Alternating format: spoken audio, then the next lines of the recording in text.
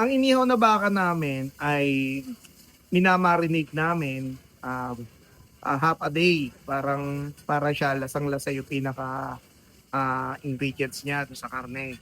So ang gamit namin is tenderloin ng baka. Yung pinakamalambot na parte ng baka, kaya siya ay malambot talaga at masarap. So natutunan ko to, matagal na panahon na, kumbaga bata pa lang ako, nagluluto na talaga kami ng baka. Which is ulam lang namin, pang ihaw dito sa bahay.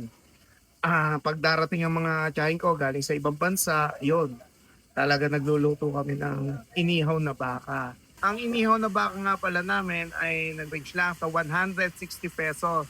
Meron ka ng dalawang rice, inihaw na baka, gravy or suka, yung ano namin sa kanya, pinaka-dip niya. At only sabaw ng bulalo. Bagong bukas nga lang pala namin ngayon ito, itong inihaw na baka namin. Sana tangkilikin nyo po at suportahan nyo rin po kagaya ng pagsuporta nyo sa aking mga lutong ulam, kagaya ng tinugan, kare-kare, bulalo.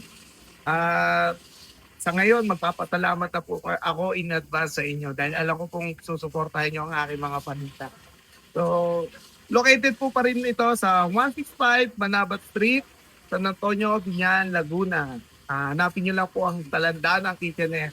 Ako nga po pala si Dennis Allen sa Talandanan Tibo at bumabati sa inyo ng masaya at masaganang araw.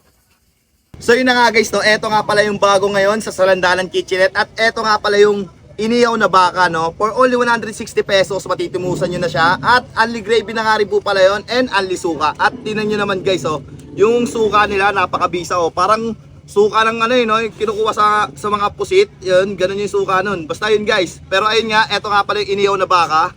Napakabisa na ito guys, kung titimusan nyo siya. Ito yung pinakabago niya, 160 pesos lang ha. Matitimusan nyo na yon. At dalawang rice na nga rin po pala yun. Kaya panalo na to. Kaya kung ako sa inyo, orderin nyo na to kung mahilig kayo sa mga baka. So yun lang guys.